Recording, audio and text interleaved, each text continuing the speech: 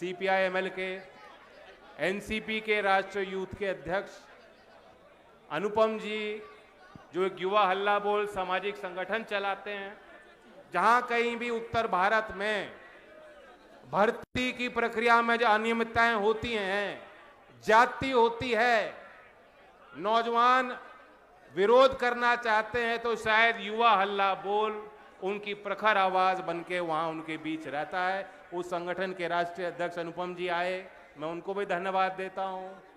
और रागिनी जी आज उत्तर प्रदेश की विधानसभा में सबसे कम उम्र की महिला विधायक हैं और उन्होंने अपने जीवन की यात्रा भी आपके बीच यहां साझा की। राजनीति में वो क्यों आई, क्या उनकी मंशा रही। वे डॉक्टर हैं, एम्स से उन्होंने अपनी पढ़ाई की और कोरोना काल में आपकी पीड़ाओं को देख प्रभावित होकर उन्होंने सामाजिक और राजनीतिक क्षेत्र में सक्रिय होने का एक महत्वपूर्ण निर्णय लिया। आज इस मंच से वो सारी बातें आपके बीच में हुई हैं।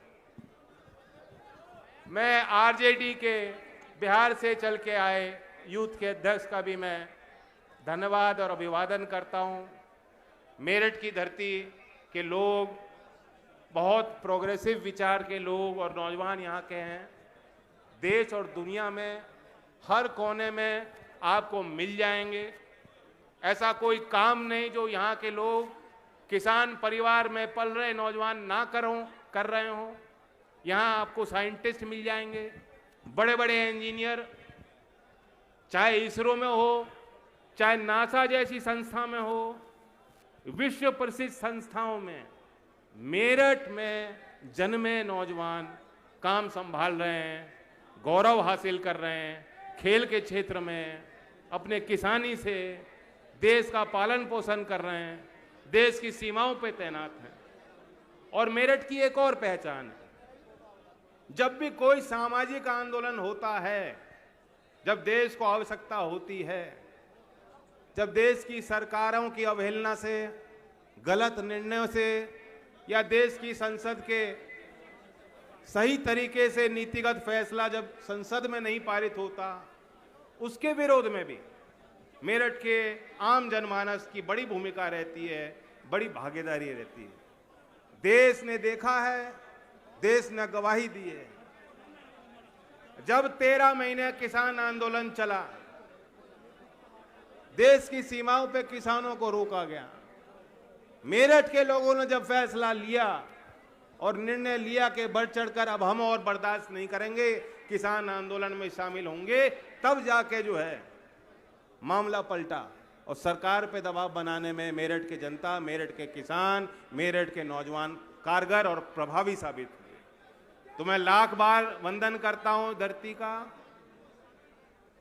मेरठ के लोग सब जगह मिल तो जाते हैं, लेकिन जहां भी हों, आज के इस कार्यक्रम के माध्यम से मेरठ के हमारे नौजवानों को एहसास हुआ होगा कि चौधरी चरण सिंह जी को मानने वाले लोग और चौधरी अजीत सिंह जी की इज्जत करने वाले लोग पूरे देश में मिल जाएंगे।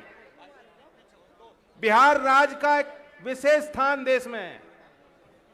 हम ये मानते हैं, उत्तर प्रदेश के लोग ये मानते हैं, बिहार के हमारे भाई हैं, कि जब भी देश में सामाजिक परिवर्तन होगा, क्रांति आएगी, सामाजिक न्याय की कोई बात करेगा, तो शुरुआत बिहार से हो।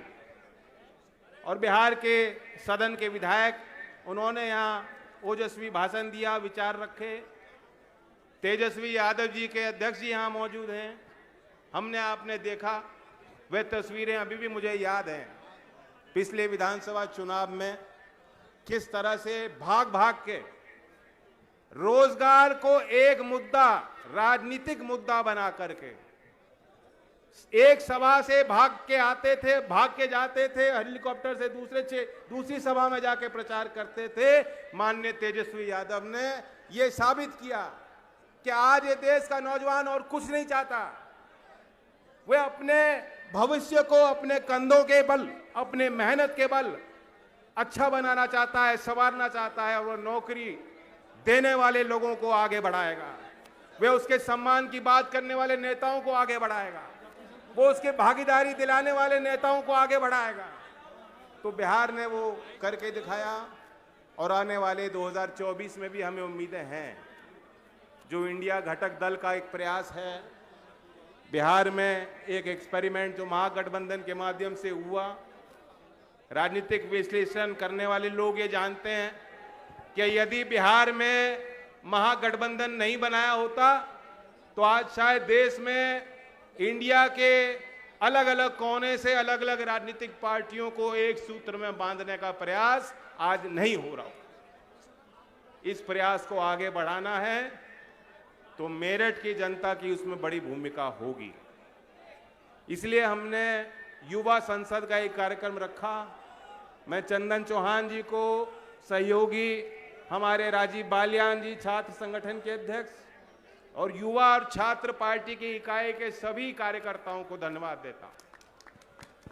जब देश के पार्लियामेंट में आप 150-150 सांसदों को बाहर करके जबरन बिल पारित कर सकते हो। अभी आपने देखा ट्रक ड्राइवर हड़ताल पे चले गए, देश भर में लोगों का आवागमन प्रभावित हुआ, देश की अर्थव्यवस्था को भी नुकसान हुआ हो। क्यों हुआ? उन्होंने ये कहा कि आपने इतना कड़ा कानून बना दिया, हमें तो मालूम ही नहीं पड़ा, और कल को जो भीड़ के आगे, भीड़ तंत्र के आगे हमें मारा जाएगा तो कौन हमारा बचाव करे। उनकी बातों में भी दम है। कड़े कानून का पक्षधर मैं भी हूं, और ये साबित करता है कि अगर वो कानून एक संवाद के बाद, एक अध्ययन के बाद, गहरा अध्ययन होता, विचार होता, जो कानून को समझते हैं, हर क्षेत्र के लोग कानून से प्रभावित होते हैं, उनकी राय ली जाती और उसके बाद मशवरा के बाद कानून बनता, तो वो एक सार्थक और प्रभावी कानून होता। लेकिन सारे सांसदों को बाहर करके, क्योंकि ये तानाशाही चाहते हैं, ये अपने इनके दिल में तानाशाही है, लोकशाही को नहीं समझते हैं लोग। लोकशाही में जनता की आवाज यूं दबाने वाली सरकारें हमने कभी देश में नहीं देखी। जब 150 सांसदों को बाहर करके कानून बनाओगे और इस तरह से जबरन उनको लागू कराओगे तो इस तरह का विरोध भी होगा। और जब संसद में सकारात्मक चर्चा नहीं हो पा रही, जैसा कि अनुपम जी ने बताया, ये देश की आबादी का औसत आयु कितनी है जानते हैं? उन्होंने तो 27-28 साल बोली, 27 और 28 साल की बात उन्होंने कही, लेकिन जो आंकड़े हैं जो मैंने पढ़ा है वो 29 साल। हम तो सेंसस के आधार पर बोलेंगे, जो सेंसस होगा तब पता लगेगा। पिछले सेंसस में और आंकड़ों के हिसाब से देश की आबादी की औसत आयु 29 वर्ष है, लेकिन विधान पालिकाओं में वही औसतन आयु 60 के करीब चली जाती है। तो जो सवाल इस संसद के माध्यम से उठाना चाहते थे, ये युवाओं का कार्यक्रम है, युवाओं के द्वारा संचालित कार्यक्रम है। हमारी पार्टी ने पहली बार इस कार्यक्रम का आयोजन किया और हमारे बड़े बड़े नेता पीछे रहे और आगे उन्होंने नौजवानों को करके कार्यक्रम को संचालन कराया। क्यों कराया? क्योंकि हम सबको एहसास होना चाहिए। ये जो लोग बोलते हैं कि जी देश में कोई विकल्प नहीं है, मोदी जी हैं, उनके सामने कोई है नहीं, 140 करोड़ देश में और कोई नेता नहीं है, ये देश में नाली का निर्माण होगा तो मोदी जी मुस्कुराते दिखाई देंगे, देश में पंचायत घर का निर्माण होगा तो थैंक यू मोदी जी बोला जाएगा, आप टीका लगाओगे यहां और सर्टिफिकेट दिया जाएगा, उसमें भी उनकी तस्वीर लगाई जाएगी। यहां तक कि जो पहले भी अनाज वितरण की योजनाएं थी, अनाज वितरण के गरीबों के लिए राशन की व्यवस्था पहले भी तो थी, पहली बार है कि उस बोरी पे भी जो प्रधानमंत्री की तस्वीर लगाई गई। ये दिखाना चाहते हैं कि एक आदमी देश को चला रहा है, एक आदमी देश को चला रहा है, लेकिन हम ये दिखाना चाहते हैं कि देश के नौजवानों पे भरोसा कीजिए। जो 29 वर्ष देश की आयु है, उन नौजवानों को सामाजिक क्षेत्र में, राजनीतिक क्षेत्र में यदि सारी पार्टियां मिलकर भागीदारी देंगी तो 140 करोड़ की आबादी के देश में मोदी जी को तो बहुत पीछे छोड़ देंगे। मेरठ में इतने काबिल युवा हैं प्रधानमंत्री और विधायक और सांसद बनने लायक नौजवान यहाँ हैं, और एक नई लीडरशिप, एक नया संकल्प और एक नया नेतृत्व देश के लिए हमें तैयार करना होगा। मैं देख रहा हूं यहां पगड़ी और टोपी पहनने वाले भी हमारे पुराने वर्कर, उन्होंने वो जमाना भी देखा, महिला बैठी हैं, जब वोटिंग का टाइम होता था तो टोली बना के गांव की महिलाएं ट्रैक्टर ट्रॉली पे पीछे बैठ के पैदल चल के गीत गाते गाते लोकतंत्र के उस पर्व में शामिल होती थी। उस समय कोई बड़ा प्रचार तंत्र लोकदल के साथ नहीं होता था। चौधरी चरण सिंह जी की वकालत करने के लिए कोई पैसे वाला व्यक्ति, कोई मीडिया चैनल, कोई उद्योगपति कभी कुछ नहीं कहता था, लेकिन ये आपका तंत्र, कार्यकर्ताओं की मेहनत बेहद प्रभावशाली होती थी।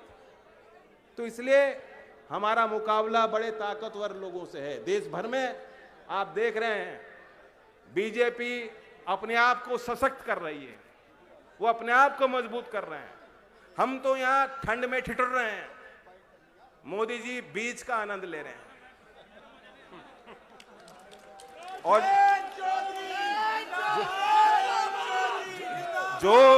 जो लोग कहते हैं ना कि मोदी जी अकेले बहुत हैं, मोदी जी अकेले नहीं हैं, उनके साथ कैमरामैन कई हुए हैं, स्क्रिप्ट राइटर हैं, मेकअप वाले हैं, वार्डरोब वाले हैं। जैसे फिल्म की शूटिंग होती है उसी अंदाज में मोदी जी का कार्यक्रम तय होता है और कार्यक्रम को कराया जाता है। ये बात सब लोग समझ गए। अब इनसे मुकाबला हमें करना है। मेकअप तो मैं देखो लगाता नहीं, रागिनी जी बुरा मत मानना, मेकअप तो लगाते नहीं, क्रीम कभी लगाई नहीं मैंने, और बात बनानी खुद ही जानते हैं। कौन भाषण लिखेगा मेरे लिए, कोई जरूरत नहीं। कार्यकर्ता आप जैसे हैं हमारे साथ, सिक्योरिटी की मुझे जरूरत नहीं पड़ी आज तक। मैं जब यूपी में आता हूं तो अमित शाह जी मेरे लिए एक सिपाही भेज देते हैं, योगी जी की तरफ से एक सिपाही मुझे मिल जाता है। मैं उसे कहता हूं भाई तू छुट्टी कर। तो कोई बात नहीं, मुकाबला तो बड़े ताकतवर लोगों से है, मेकअप शेकअप वालों से, लेकिन हम लोग कर लेंगे। हम और आप मिल लेंगे तो कर लेंगे कि नहीं करेंगे। मैं नौजवानों को अपनी तरफ से कुछ वादा करना चाहता हूं। अनुपम जी युवा हल्ला बोल का संगठन चलाते हैं। हाल के दिनों में मैंने उनसे मशवरा किया और हम लोग किस प्रकार से भर्तियां हों, कैसे हों, समय में हों, भर्ती ऐसी हो कि जो लाभार्थी हैं, जो उसके लिए मेहनत कर रहे हैं, उनको समान अवसर मिले, भेदभाव ना हो, जातिवाद ना हो, भ्रष्टाचार ना हो, और समय रहते जो लाखों रिक्त पद हैं जो सरकार की कार्यशैली को प्रभावित करते हैं, वे रिक्त पद भरे जाने चाहिए। जिसे जानकारी नहीं होगी मैं उसे बता दूं कि जब लोकदल का युवा, लोकदल का छात्र खड़ा हुआ, हाल में प्रदेश भर में आपने आंदोलन किया, लखनऊ में प्रभावी आंदोलन किया और चंद घंटों में इस सरकार को आपने मनवा लिया। जो पुलिस की भर्ती वो लाए थे जिसमें कोई उम्र की छूट नहीं दी, जब जनता आगे आई, सड़क पे आए, विपक्ष ने विरोध जताया तो उनको माननी पड़ी आपकी बात। अभी भी मुझे शिकायत मिलती है, लोग कहते हैं कि तो हम तैयारी नहीं कर रहे थे, तो हमें कोई विश्वास नहीं था कि उम्र की छूट मिलेगी, हम मायूस हो गए, और समय मिलता तो हम और बेहतर तैयारी कर सकते थे। लेकिन यह नीतिगत फैसला होना चाहिए था। भर्ती गलत मंशा से वो लाए क्यों? जब भर्ती की घोषणा हुई थी उस समय उनको ये जानकारी दे देनी थी नौजवानों को कि हम भर्ती में छूट देंगे। मेरी मांग है कि अब जो भी भर्तियां निकलें, जो 2 वर्ष कोविड के सबके खराब हुए, नीतिगत फैसला ले यूपी की सरकार, नीतिगत फैसला ले केंद्र की सरकार कि हर भर्ती में, हर स्तर पे जो नौकरी निकलेंगी उसमें 2 या 3 वर्ष के छूट का प्रावधान होगा। जो भी यूपीएससी है, जो भी प्राधिकरण जो भर्ती की प्रक्रिया को देख रेख में उस प्राधिकरण से काम होता है, हमारी मांग है कि हर साल के शुरुआत में कैलेंडर निकलना चाहिए, निश्चित तिथियां होनी चाहिए कि किस किस तारीख में कैसे कैसे भर्ती निकलेंगी, कितनी निकलेंगी, किस हिसाब से पूरी की जाएंगी। इस बात से आप सहमत हो कि नहीं सहमत हो? मैं कुछ शब्द उत्तर प्रदेश में मुख्यमंत्री के आवास के कुछ कदम दूर बैठे, देश के राजधानी में, प्रदेश की विधानसभा में उससे कुछ कदम दूर बैठे, लखनऊ में बीजेपी के कार्यालय से कुछ ही कदम दूर बैठे 69,000 शिक्षक भर्ती में जो पिछड़े और अनुसूचित जात के हमारे लाभार्थी जो उसमें प्रार्थी थे, जिन्होंने आवेदन किया, उनके खिलाफ जो जाति हो रही है, लगातार सैकड़ों दिन से वो लोग वहां बैठे हैं। मैं भी उनके बीच गया हूं। वो भूख हड़ताल करने को मजबूर हुए हैं, लेकिन कुछ कदम का फासला है। मैं आज इस मंच से प्रार्थना करता हूं कि योगी जी अपने घर से बाहर निकलिए, अपने किसी नेता को उनके पास भेजिए, अधिकारी को उनके पास भेजिए, उनकी बात की पूरी सुनवाई कीजिए। उनके प्रतिनिधि यहां आए भी हैं, बहुत दूर से चल के आए हैं। ये अकेली आपकी लड़ाई नहीं है, ये प्रदेश के हर नौजवान की लड़ाई है। आज जो आपके साथ हो रहा है, वो कल जो आज नौजवान सोच रहा है कि मेरी लड़ाई नहीं, उसे बता देना चाहता हूं कल आपके साथ भी यही होगा। तो यही मौका है, हम आपके साथ पूरी तरह से हैं। बिहार में हमने देखा जब शिक्षक भर्ती हुई तो यूपी के छात्रों ने वहां आवेदन किया। जो योगी जी कहते हैं कि हमने करोड़ों को नौकरी देनी है और करोड़ों को दे दी, अगर ऐसे ही हालात अच्छे होते यूपी के, तो यूपी के लोग जाके बिहार में आवेदन नहीं कर रहे होते नौकरियों के लिए। मजबूरी में लोग कर रहे हैं, घर से छोड़ के इतना दूर कोई नौजवान नहीं जाना चाहता। मैं तो यहाँ की मानसिकता जानता हूँ। मेरठ में किसी सरकारी कर्मचारी का तबादला बिजनौर हो जाएगा तो सबसे पहले वो मेरे पास आएगा, कहेगा भाई साहब तबादला करा दो, बहुत दूर चला गया, मैं मेरठ में ही रहना चाहता हूँ। यही मानसिकता है हमारे लोगों की। अब मजबूरी में जा रहे हैं बिहार, वो भी हमारा अपने लोग हैं बिहार में, प्रेम भाव है, भाईचारा है, लेकिन वो एक प्रतीक है कि आर्थिक तंगी के दौर से आम लोग गुजर रहे हैं। यहां तक कि यहीं मेरठ की धरती के मवाना क्षेत्र के किसान ने आत्महत्या कर ली। अधिकारी उनकी सुनवाई नहीं कर रहे थे, बहुत मजबूर होकर उन्होंने फैसला लिया। उस परिवार के प्रति मैं अपनी संवेदना व्यक्त करता हूं। लोनी क्षेत्र से भी इस तरह की घटना सामने आई है कि अधिकारी की शिकायत, अपनी फरियाद लेके लोग पहुंचते हैं और उनकी सुनवाई नहीं होती और फिर मजबूरी में गलत फैसला लोग लेते हैं। तो न्याय नहीं हो रहा लोगों के साथ। जो 4 मुख्य स्तंभ आज की बैठक में ये प्रस्ताव रखे गए हैं, मैं भी अपना समर्थन देता हूं।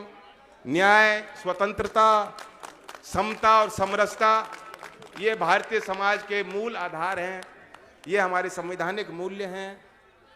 चौधरी अजीत सिंह जी ने उस समय किसानों की बात रखी थी, जब मुझे याद है मथुरा में एक बड़ा आंदोलन हुआ, वहाँ होडल की मंडी में छाता क्षेत्र के किसान अपने फसल को ले जाना चाहते थे और बिकवारी करना चाहते। उसी तरह से यहाँ आप देखते हैं कि जो हमारा लगा क्षेत्र है, धान की बिकवारी भी किसान वहाँ करते हैं। तो उसी प्रकार से किसान अपनी फसल को ले जा रहे थे, हरियाणा की सरकार ने उस पर रोक लगाई। चौधरी अजीत सिंह जी उस आंदोलन में शामिल हुए और ट्रैक्टरों के काफिले को लेके वहाँ चले गए। वो उन्होंने इसलिए किया था कि कोई संवैधानिक तौर पे कोई रोक नहीं लगाई जा सकती।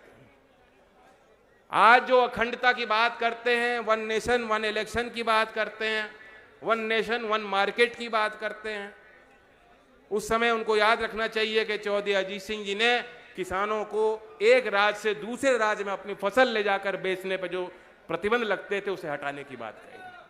और आज हम देखते हैं कई राज्यों में, क्योंकि ये बिंदु लिखा हुआ है हमारे इसमें, कई राज्यों में हरियाणा सरकार ने एक फैसला लिया था कि हरियाणा में हम 75% नौकरियां लोकल को ही देंगे। यह असंवैधानिक है और ये फैसले जब कोर्ट में जाते हैं तो कोर्ट भी क्योंकि जानती है, कोर्ट में भी उनका समर्थन नहीं मिलता। तो नौजवानों से मेरी अपील है, ये लुभाने वाली बात, मीठी मीठी बात लोग करते हैं। अब मेरठ में भी आके कोई कह सकता है कि मेरठ में जितने उद्योग लग रहे हैं मेरठ के ही लड़कों को नौकरी मिलेगी, नोएडा में भी मांग उठ सकती है।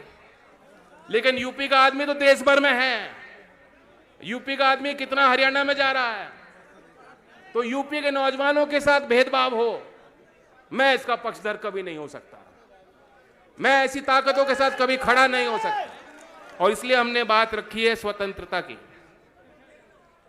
नौजवानों को आगे इसलिए भी रखना जरूरी है कि आने वाले वर्षों में सारे मुद्दे बदल जाएंगे।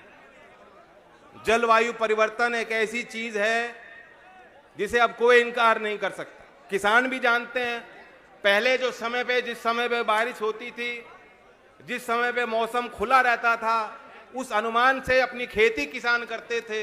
लगातार पिछले एक दशक में बेमौसम बारिश से, ओले से, कोहरे से किसान का नुकसान हुआ है और किसान का वो प्रैक्टिकल अनुभव है।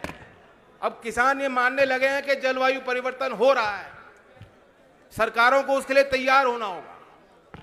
मैं आपको याद दिलाता हूं, 2015 में पेरिस में समझौता हुआ, करार हुआ, फ्रांस के पेरिस में समझौता हुआ। 195 देशों ने करार किया, सहमति रखी कि देश दुनिया के तापमान को 2 डिग्री से बढ़ने से कम रखेंगे। जो प्री इंडस्ट्रियल तापमान है उससे 2 डिग्री के बैंड में ही रखेंगे और 1.5 डिग्री तक हम सीमित रखने की कोशिश करेंगे। अब हालात ये हो गए, 2015 में समझौता हुआ था और कुछ अनुमान ये हैं कि उस समझौते और करार के तहत उससे कई गुना ज्यादा तापमान बढ़ सकता है। जब 1.5 डिग्री तापमान अगर बढ़ जाएगा तो क्षेत्रों में बाढ़ होगी, अकाल आएगा, खेती किसानी पूरी तरह से बदल जाएगी। कई जो द्वीप देश हैं उनके सामने बहुत बड़ी समस्या होगी। बांग्लादेश जैसे देश, वहां भयंकर बाढ़ आने का अनुमान है, तो इन देशों से पलायन हमारे देश के अंदर भी होगा, तो सारी नई समस्याएं होंगी। ऐसे में अगर हम 60 साल के किसी व्यक्ति को आज नेता बनाते हैं और मानते हैं, वो तो ये कहेगा भाई 2050 तक मुझे रहना ही नहीं है। ये तो नौजवानों को आगे रखना पड़ेगा। हम देख रहे हैं देश में किस तरह का नंगा नाच हो रहा है। बीजेपी की सरकारें पूरी तरह से प्रशासन को पार्टी में सम्मिलित करके कार्यक्रम चला रही हैं। विकसित भारत, मोदी जी कह रहे हैं 2047 में हमें देश को विकसित करना है। कैसे होगा बताओ?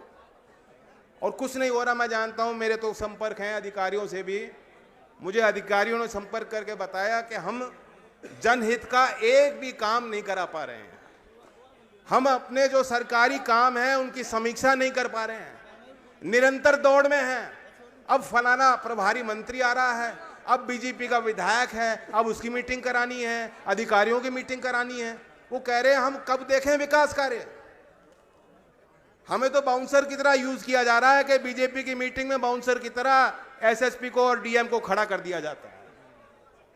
तो 2047 में देश के विकसित होने की बात हम कर रहे हैं मोदी जी, लेकिन 10 साल का ट्रैक रिकॉर्ड आप देना नहीं चाहते। 2030 में संयुक्त राष्ट्र में 17 सस्टेनेबल डेवलपमेंट गोल पे भारत ने करार किया, जिसमें आज देश के 75% जिले वो पिछड़ रहे हैं। उसमें कुपोषण का जिक्र है, गरीबी से मुक्ति का जिक्र है, बेहतर शिक्षा और बेहतर स्वास्थ्य सुविधा जनमानस को देने का एक प्रण है। उन बातों को मोदी जी नहीं कह रहे। 2030 की कोई चर्चा नहीं कि 2030 के लक्ष्य को क्या भारत पूरा कर पाएगा। और जो राष्ट्रीय और अंतर्राष्ट्रीय स्तर की जो एजेंसी हैं जो जांच करती हैं, एक रिपोर्ट मार्च 2023 में निकली है जिसमें भारत देश को उन्होंने 122वां स्थान दिया। छोटे छोटे देश, बर्मा, पड़ोसी देश बांग्लादेश हमसे कई गुना आगे है, बहुत बेहतर है, हम पिछड़ रहे हैं। तो 2030 का या 2024 तक 10 साल में आपने वो क्या काम कर दिया जो पहले नहीं हुआ, वह ट्रैक रिकॉर्ड मोदी जी नहीं देना चाहते। और इसलिए आपको कह रहे हैं भाई ये बात ना देखो, आगे की देखो। अब 2047 तो मैं तो हाथ जोड़ के नौजवानों से कहूंगा, इनसे छुटकारा आप ही दिला सको। नौजवान ये तय कर लें, जात पात और धर्म के आधार पे जो बात आज लोग कर रहे हैं इसमें कुछ नहीं रखा। नौजवानों को अपने मुद्दों को आगे रखना होगा। हमने वो समय देखा है जब देश आजाद नहीं था और सरफरोशी की है तमन्ना हमारे दिल में, अब देखना है जोर कितना है बाजुए कातिल में। इन बातों को अपने दिल में रख के लोग कुर्बान होने के लिए आगे गए, नौजवान गए, नौछावर हो गए, कुर्बानियां दी हैं। तो ऐसी भावना रखने वाले नौजवान, क्रांति की धरती मेरठ के नौजवानों से मैं अपील करता हूं, इंडिया को एक मौका दीजिए। जो रोजगार के क्षेत्र में आज हम लोग खुल के आपके लिए बोल रहे हैं, आप मौका देंगे तो काम भी करेंगे। मेरी पहली प्राथमिकता होगी अगर केंद्र में हमारी सरकार बनती है और इसमें सारी पार्टियां शामिल हैं और साथ हैं और सहमत हैं कि ये जो अग्निवीर नाम की फिसड्डी योजना केंद्र की सरकार लाई, मोदी जी ने थोपा है नौजवानों के ऊपर, कोई नौजवान नहीं चाहता इसको। जब केंद्र की सरकार बनेगी तो जो भी कलम मेरे हाथों में होगी उसका पहला प्रयोग मैं करूंगा कि इस योजना को मैं रद्द करूंगा।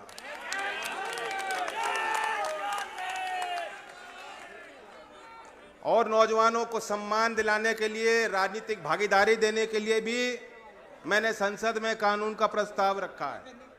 कांग्रेस पार्टी हो, और बल्कि मुझे याद है कि दिल्ली में हमने बैठक की, उसमें आरजेडी के और समाजवादी के और सभी जो हमारे दल आज यहाँ बैठे हैं, एनसीपी के नेता वहाँ मौजूद थे और मेरे साथ थे। जब मैंने बात रखी कि देश में आप 21 साल में नौजवान शादी कर सकता है, वो पिता बन सकता है, वो माँ बन सकती है, बच्ची 21 साल की उम्र में वोट कर रहे हैं, पार्षद बन सकते हैं, प्रधान बन सकते हैं, अधिकारी बन सकते हैं, आप अपना व्यापार बना सकते हैं और लोगों को 21 साल की उम्र के बच्चे आज नौकरी भी दे रहे हैं। आप खिलाड़ी के तौर पे देश के लिए सम्मान भी हासिल कर रहे हैं, लेकिन चुनाव नहीं लड़ सकते एमएलए का। एमपी बनने तो दूर, एमएलए भी नहीं बन पाओगे। तो मोदी जी तो गारंटी देते हैं, उनकी एक ही गारंटी है नौजवानों, सबसे पहली गारंटी मोदी जी की क्या है? ना मिलेगी नौकरी, ना होगी शादी।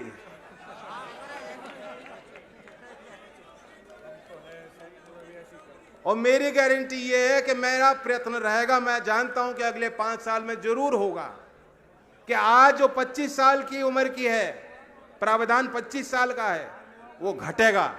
और अगर आप 21 साल में वोट दे रहे हो तो 21 साल में चुनाव लड़ने की छूट भी नौजवानों को हम लोग दिलाएंगे। तो युवा संसद के माध्यम से नौजवानों को ये मेरा वादा है और मैं उम्मीद लेके आया हूं कि 2024 का जो अगला पड़ाव होगा उसमें आप अपने शक्ति प्रदर्शन करेंगे। इन्होंने आपको रोका दिल्ली जाने से, बार बार रोका। 13 महीने किसानों को रोका गया दिल्ली जाने से, रोका गया कि नहीं रोका गया? तार बिछाई गई, सबको झेला आपने। सामाजिक आंदोलन में जब दिल्ली जाने से किसानों को रोक सकती है सरकार, लेकिन राजनीति को नहीं रोक सकती। वोट देकर मेरठ का किसान, पश्चिमी उत्तर प्रदेश का किसान निश्चित दिल्ली जाएगा, जाएगा, जाएगा। कोई नहीं रोक सकता उस किसान को, संसद में बैठने से उस किसान को कोई नहीं रोक सकता। वो वोट के माध्यम से होगा। तो मैं उम्मीद करता हूं कि वोट को सुनिश्चित कीजिए। जब भी चुनाव आयोग की प्रक्रिया होगी, नौजवान अपने बूथ की लिस्ट लें, अपने वोट को देखें, अपने परिवार की वोट को देखें और इंडिया घटक दल के जो वोटर हैं उन वोटर को एक घर घर में जाकर, उनके पास जाकर उनकी वोट सुनिश्चित कराएं और सुरक्षित कराएं। और 24 में जब चुनाव होगा, कोई दाएं बाएं देखने की जरूरत नहीं है। हमारे अपने मुद्दे हैं, उन मुद्दों पे हम चुनाव लड़ेंगे। कोई दाएं बाएं देखने की जरूरत नहीं, अपनी वोट पड़वाएं और अपनी संख्या बढ़ाएं। युवा संसद के इस कार्यक्रम सफल आयोजन के लिए मैं बधाई देता हूं। और एक कोना मेरठ है, मैं ये चाहता हूं कि अगला अगर हमारे अध्यक्ष जी राजी हों तो आगरा में जल्द एक युवा संसद का कार्यक्रम हम लोग करेंगे। और मैं आमंत्रित करता हूं जो सभी राजनीतिक दल के नेता आज मौजूद हैं वो उस तारीख में भी आएं और अपनी बात रखें। धन्यवाद। जय हिंद, जय भारत।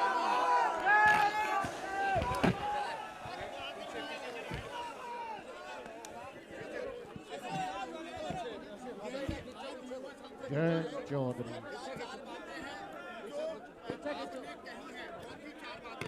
देखिए, मैं बताऊं, पहले तो युवा संसद कार्यक्रम एक यूनिक प्रोग्राम हमने किया। युवाओं को राजनीतिक मंचों से मौका नहीं मिलता है, वो दरी बिछाने तक और भीड़ जुटाने तक मंच में उनको कई बार चढ़ने भी नहीं दिया जाता। तो बड़ी खुशी हुई मुझे कि लोकदल के